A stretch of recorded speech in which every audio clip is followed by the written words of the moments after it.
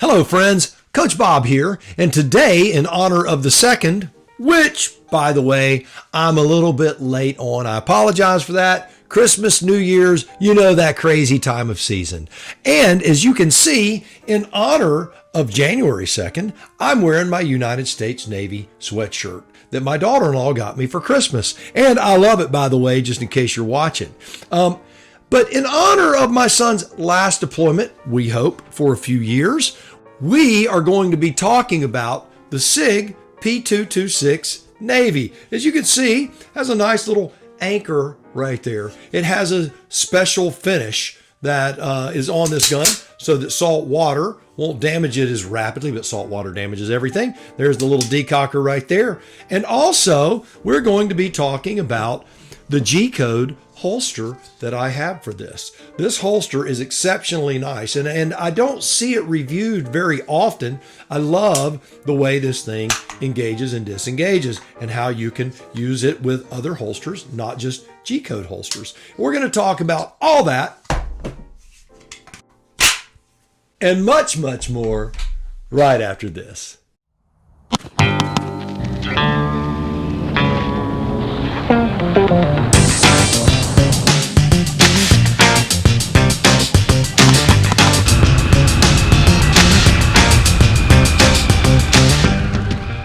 The Sig P226 Navy. First, let's do a little bit of looking around on the firearm to just get a general understanding of what we're looking at. So the first thing I'm going to do is remove it from this fine G-Code holster, which we'll talk about later. So the P226, very simple firearm to break down. For those who don't know, we will double check. It is clear, it's empty. You can drop the hammer with the trigger, you can drop it with the decocker, or in this particular case, we have determined that it is empty, so we are not going to worry about that right now. We're going to slide the slide back. There's a locking mechanism right there. We're going to slide it back. We're going to lock it back. That is step one to breaking this firearm down. The next thing, you can see right here, we have a little switch, little mechanism there. You turn straight down. Very, very easy. Now this thing is under tension. Right now, if I drop that slide, it would fire the slide right off the front of the firearm. We don't want that to happen, obviously. So what I'm going to do is I'm going to put pressure on the slide. I'm going to hold it with my hand, and I'm going to ease that right off of the front of the firearm. This is the lower, and as you can see with the lower, it's pretty clean. I cleaned it after we used it last time. You never want to pull that trigger and drop that hammer without there being something up there for it to hit. You'll damage something for sure. The other thing that all there is to field stripping this firearm is very, very simple now. We have pretty much a conventional slide that you see with virtually all semi-automatic pistols now. And all this is going to do, that spring is under tension. You don't want to let that thing fire off and pop you upside the head. There it is. Comes right apart. Barrel comes out. Slide it forward. There it is. Now it's just a matter of cleaning the firearm. Very, very simple. I'm not going to go through the cleaning process. I could do an entire video on that, and who knows, eventually I just might. But so you put the barrel back in, take this retaining spring, put it on your control rod, put it right there in that little groove in the front, pull it in. There she is, nice and solid in there. Reverse the process. Take your lower and your slide. Slide it on there. Go all the way back. Flip that back forward again. You can see right here. Let go of it. There it is. You can drop the hammer or you can use the decocker. That is a basic field strip of a Sig P226 Navy. The traditional P226 or the Legion, they all strip pretty much the same. So, the Sig P226 Navy, a little closer look at the firearm itself. Talk a little bit about the size of it, the features of it, and that sort of thing. So first off, it is chambered in 9mm. Now a 9mm round looks like this. That is a full metal jacket round, or as they call a hardball. That lead is just coated and covered. This is a defense round. This would be like a Hornady critical defense. We could talk hours on ammunition. I won't bore you with all that right now. But suffice it to say, this firearm is chambered in 9mm. It is a semi-automatic pistol. It is considered a full-size pistol. It is coated with a hard coat anodization, and it's supposed to be corrosion resistant. The slide finish is nitron.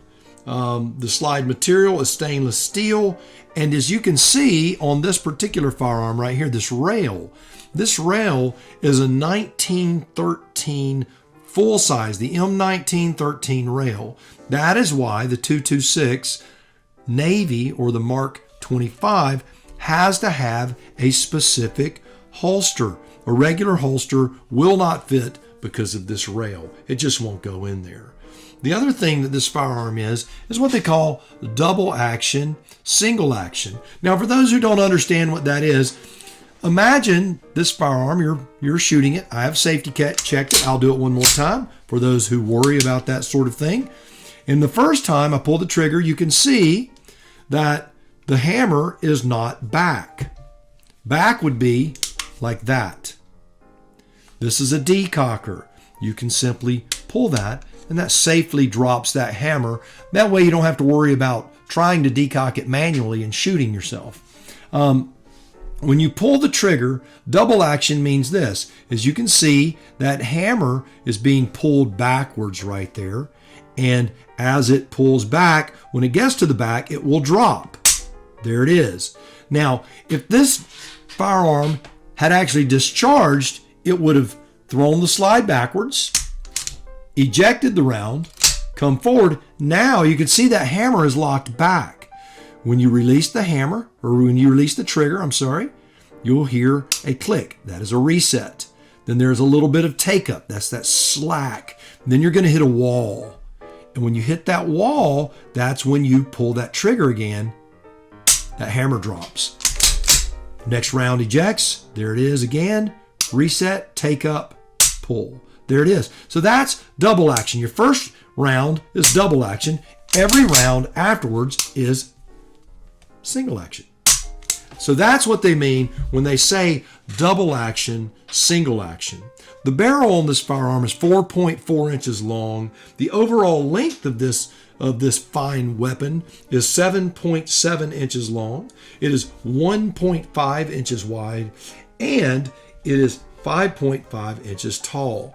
This is a hefty machine. It is not a light gun that you would carry like a Glock or some other plastic gun. This is a metal gun. It is actually made of a metal material. It weighs 34 ounces unloaded. So when you load this thing, it is definitely going to weigh more. This is considered a combat handgun. And the ergonomics on this thing, I always kid with my friends, the first time they handle this, I go, I'm sorry. And they go, for what? And I always tell them, I apologize because now you're poisoned. You're going to have to buy one. And the first time you hold this thing in your hand, for whatever reason, it feels absolutely magical. It is a great ballistically performing handgun. It makes you a better shooter. The Mark 25, like I said, is the identical pistol, as Sig Sauer will say, as the firearm that the U.S. Navy SEALs Special Forces guys carry. I don't believe that they all carry a P226 Navy. I would not be that naive. I believe that the SEALs probably can carry anything they want to, and absolutely that's what they should carry, is what they want to. So there are the details about the firearm itself, but what comes in the box with it? Basically the typical stuff, a couple of stickers, a gun lock, and 3 magazines. Those magazines will vary depending upon where you live in this fine nation of ours. If you live in Massachusetts or if you live in California, you get 3 10-round mags. For the rest of us, we get 15-round mags. They're metal, they're not cheap feeling, it's not junk. The sight picture is also very nice. It has what they call the Sig Light sights on there, and they are tritium glow-in-the-dark type sight. Now, the benefit of those things, I think, unless you're someone in combat, really don't help you a whole lot. You should be able to clearly identify anything that is in the path of your firearm. I would recommend a nice tactical light on that beautiful rail they put on this thing. But shooting it, it's a joy. It's wonderful. I won't say that it makes you shoot like a Navy SEAL, because it doesn't. Unless, of course, you're a Navy SEAL. That defeats the point. But for the rest of us, it just is a joy to shoot. It's easy target acquisition. The sight picture is wonderful. It feels nice and heavy in the hand. The ergonomics of the grip are absolutely perfect. I have yet to meet anyone, regardless whether they have a small hand or a large hand, that complains about the ergonomics of this particular handgun. And I find that truly amazing. So I will say, Sig, you have done a phenomenal job. If there's anywhere that anyone has dropped the ball, it is in the area of holsters. The holsters for the Sig P226 are a real nuisance to find. Let's talk about G-Code. Now, the G-Code product is one I had never really seen a whole lot online, and when I would, it was very, very vague. And I was kind of confused when I went to order stuff. What was I going to actually get? So hopefully I can clarify some of that for you. So first off, let's talk about the holster itself. Now, when I say holster, I am not talking about anything that attaches to your belt. The holster is simply the piece that holds the firearm. Now, this particular holster is a G-Code holster. This G-Code holster is a retention holster. In other words, you don't have to press anything. You don't have to flip anything back. There are no snaps or clips of any kind. It is simply held in with tension. Okay? Now, other holsters, like the Blackhawks, which some love, some hate, that's a conversation for another day, they have a little button there. That button you have to press to pull the firearm out. It won't come out otherwise. No matter how hard you pull, if you don't press that button, it's not coming out. All right. The beauty of the G-Code system is this. First off, the material is nice and thick. It is not cheap. There's nothing in this thing that I would say is junk. Now, but the holster in and of itself, there's more. Yes, wait, there's more. So this is called the G-Code RTI wheel. This wheel is mounted on this belt mount that I have it on. And so I hook that to my waist on my belt. And then when I shoot this firearm, I can drive to the range with this on. When I get to the range, I decide I'm going to shoot my P226. I take these 3 pins here on this holster, lock it in, and it's locked on. When I'm ready to go to a different firearm, press this right here. That releases it. Pull the holster off, and there you have it. Now, I know what you're saying. Coach Bob, I don't want to go out and buy 15 new holsters. Also, I can use this little wheel. Well, I didn't either. Now, this is a little Glock 19. This is a Blackhawk holster. They make the hardware for Blackhawk holsters. So if you have these type of holsters, and many, many people do, you simply buy this little mounting piece that goes on the back of it, and all of a sudden, locks in. There it is. Now, I have not had to take my belt off, untuck my shirt, do whatever I have to do to change this particular holster. I shoot my Glock 19, bang to bang to bang, take it off. Now I want to shoot my Beretta. Same thing. Had a Blackhawk holster, lock it on there, clip it in, lock it on, it's locked on. Now this firearm is ready to go, and the holster is ready to go. I decide I want to shoot my 226 again, clip it off, take the 226, take the 3 pieces, put them in there, lock them in. So the G-Code system, it is an actual system, and it works wonderfully. So they aren't cheap. I don't remember exactly what the prices are. I do know this though.